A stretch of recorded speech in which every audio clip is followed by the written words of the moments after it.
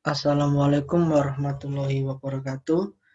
Eh, saya Stephen Penawan, kelas 4 B1 Informatika dengan NIM 008, akan mempresentasikan tentang sistem informasi, eh, yang lebih tepatnya rangkuman sistem informasi yang telah dipelajari dari pertemuan pertama hingga pertemuan saat ini, pertemuan ke-6 menuju UTS.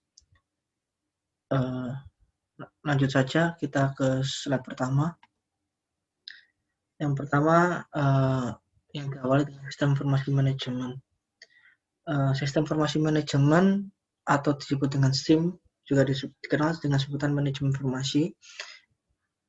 Sistem merupakan sistem yang direncanakan untuk mengumpulkan, menyimpan, dan menyebarluaskan data berupa informasi yang dibutuhkan untuk melaksanakan berbagai fungsi manajemen.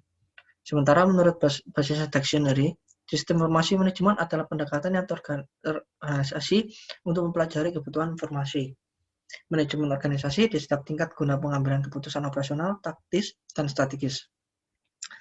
Dari cara kerjanya, sistem informasi manajemen dimulai dari pengolahan data, kemudian disimpan dalam database terpusat di mana informasi dapat diakses dan diupdate oleh semua orang yang memiliki kewenangan sesuai dengan tujuan mereka.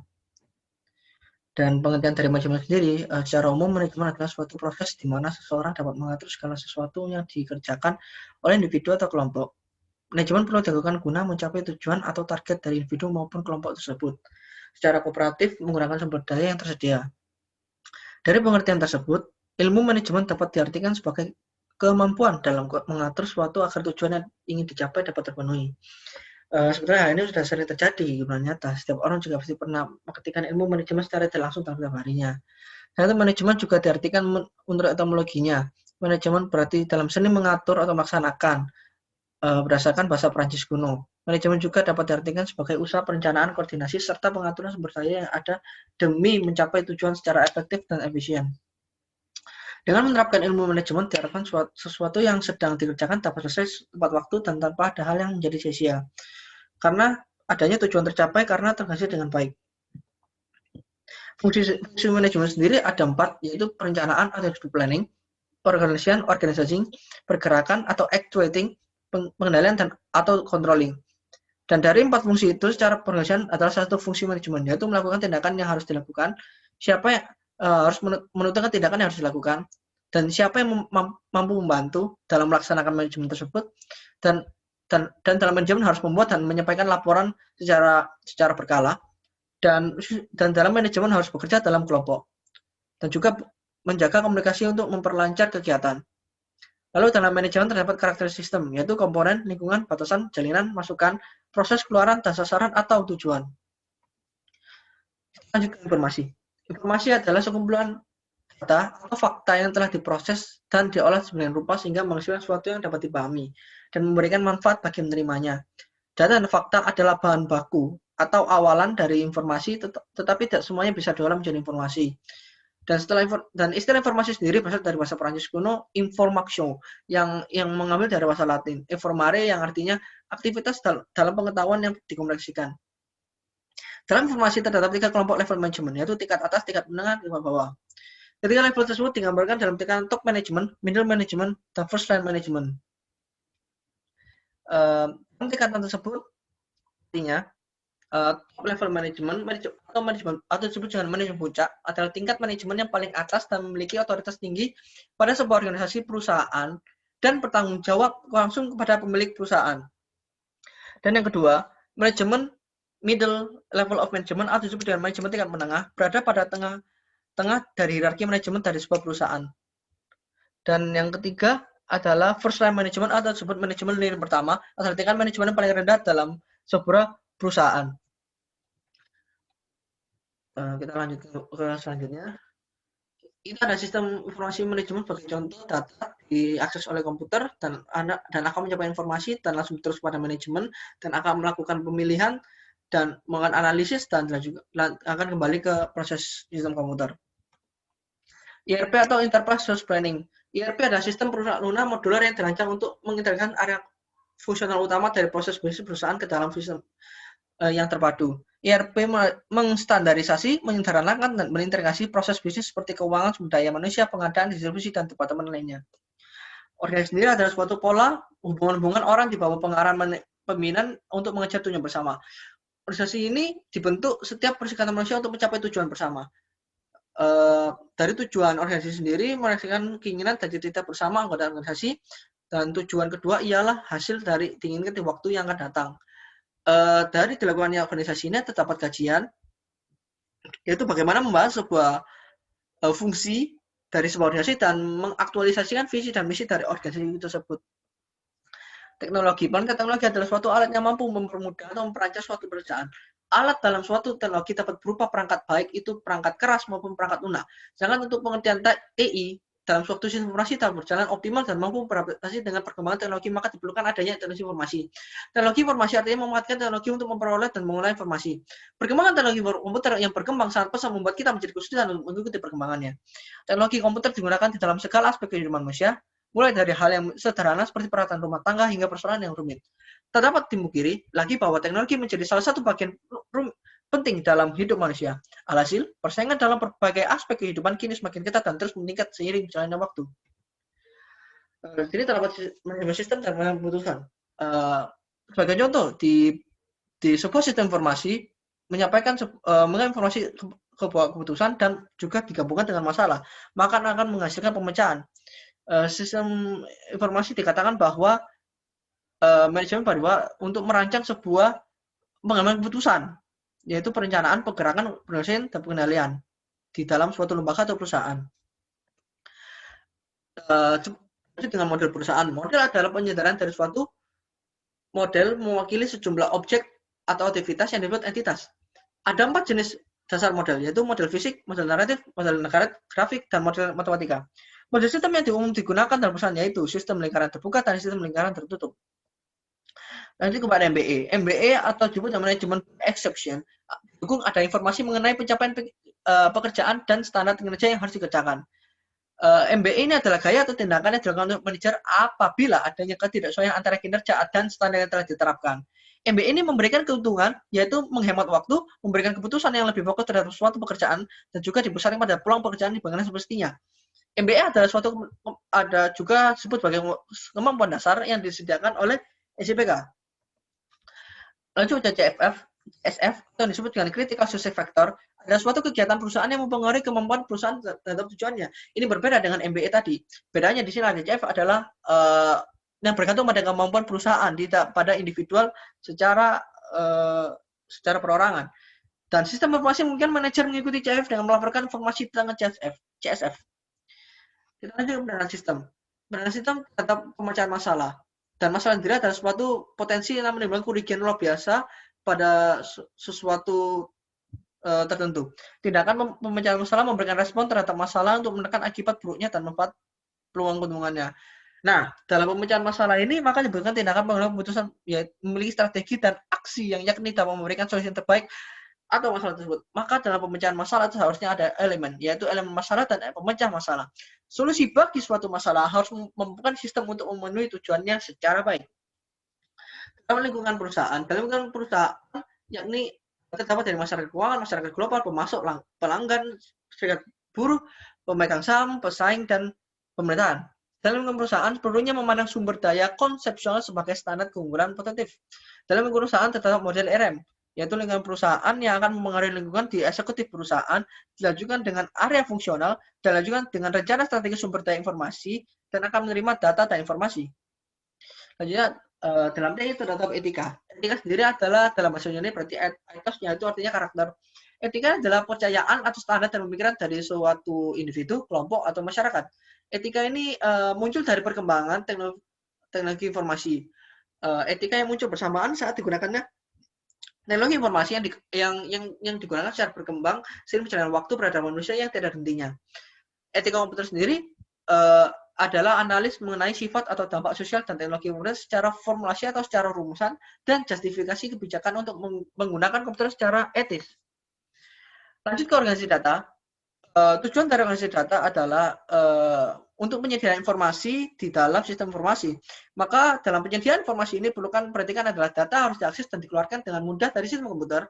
Setelah dikeluarkan hendaknya data dapat diproses dengan cara cepat dan efisien.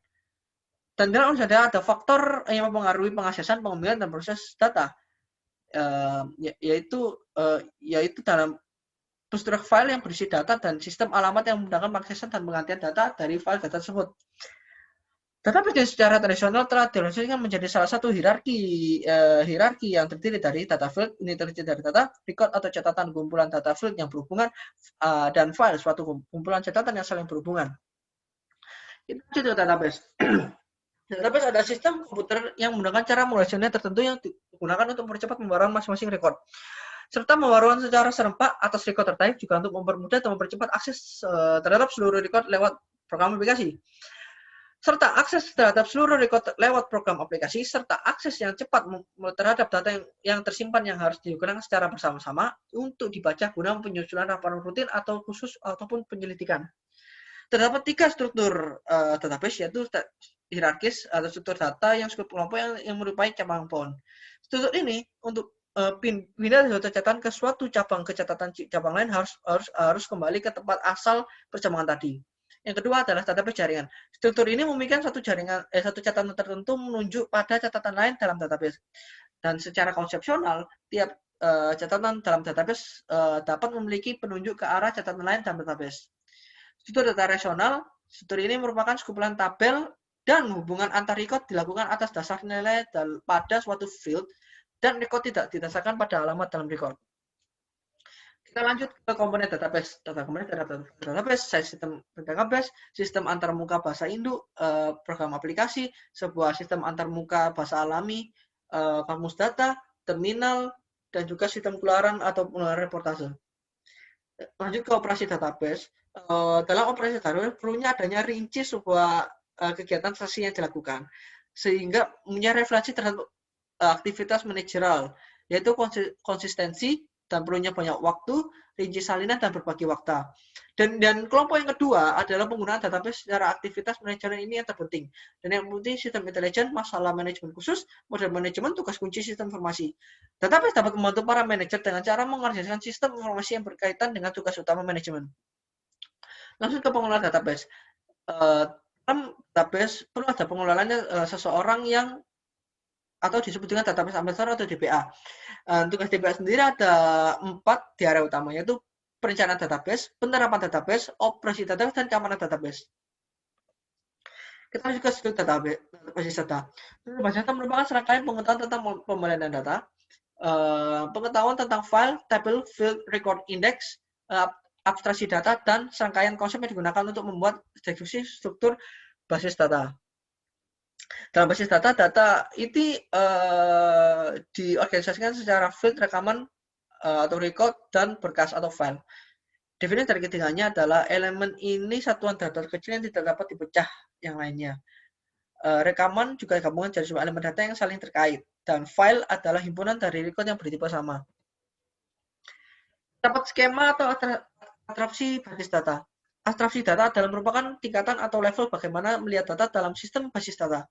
Abstraksi data diwujudkan dalam pembentukan data merupakan sejumlah konsep yang digunakan untuk membuat deskripsi struktur basis data. Melalui deskripsi struktur basis data dapat ditentukan basis data dan hubungannya dengan data lainnya. Skema basis data merupakan deskripsi dari basis data. Deskripsinya ditentukan dalam perencangannya. Skemanya digunakan untuk memisahkan antara fisik basis data dan program aplikasi pemakai.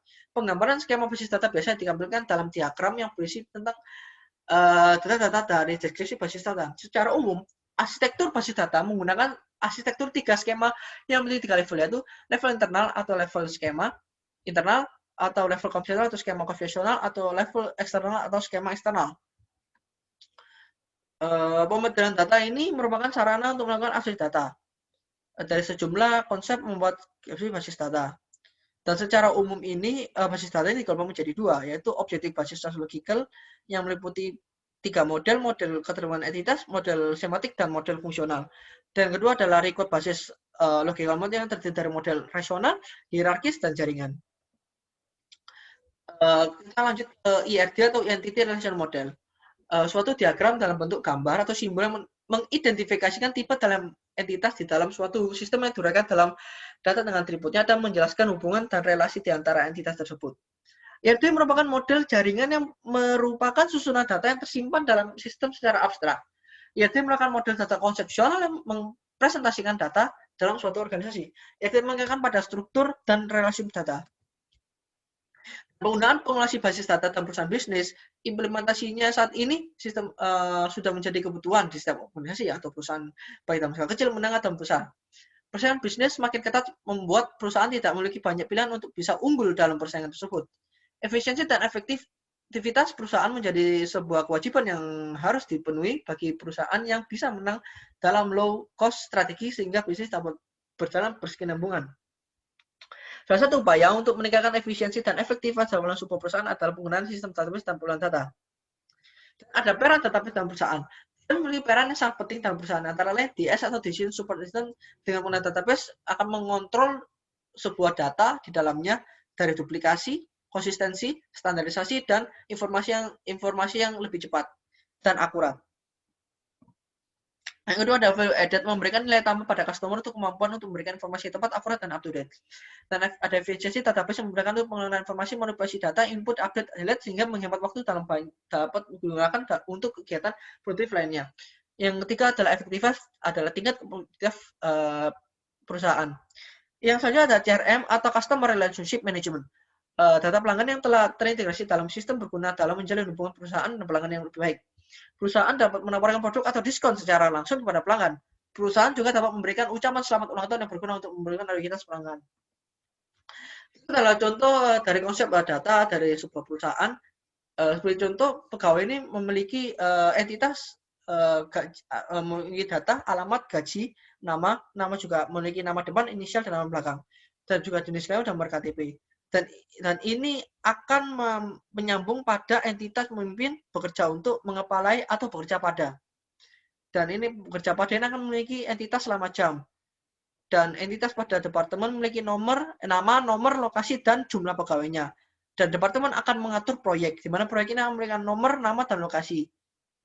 Dan pada pegawai untuk sebagai menanggung terdapat tanggungan, yaitu nama, jenis kegiatan, tanggal lahir, dan hubungannya. Maka di dalam konsep umum dalam perusahaan ini adalah contoh bagaimana konsep hubungan data di dalam pegawai. Mungkin itu dari saya, kurang lebihnya mohon maaf. Saya kira assalamualaikum warahmatullahi wabarakatuh.